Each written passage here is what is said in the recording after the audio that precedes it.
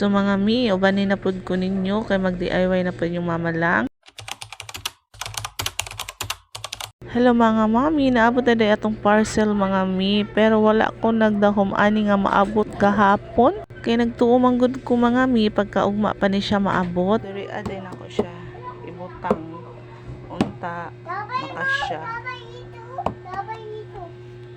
So mga mami, tanggalon sa nato diha ang gipangbutang nato mga mi para magsugod na taog pang limpyo. Unaon sa nako tanggal diha ang mga butangan ng baso, kutsara namo o kanang butangan na namo og tubig. For anak mga mi, gipunas-punasan sa nato kay basa man gud diha mga mi, kay usay mag-usik-usik diha kung magkuha sila og tubig mga mi.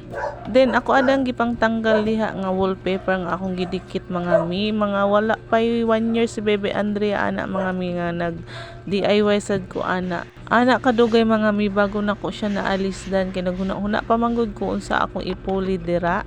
Naka-decide sad kog pulihan na nako diha mga mi kay mura naggutay-gutay na mugod siya mga mi, naghinay-hinay na siya gisi-gisi. Pero sa kadugay mga mi dikit na kaayo maglisod na ko og tanggal, so ako na lang gisapaw diha ang binil day ako ang ipuli diha mga mi. Bali mga mi 10 pieces akong napalit mga mi, murag kulang gyud kaayo siya. Dili lang murag mga mi, kulang gyud kaayo siya kay wala gyud siya naabot dito dapit sa may lutoan na namo. So mao na day ni ang finished product mga mi, so nindot kaayo siya diba?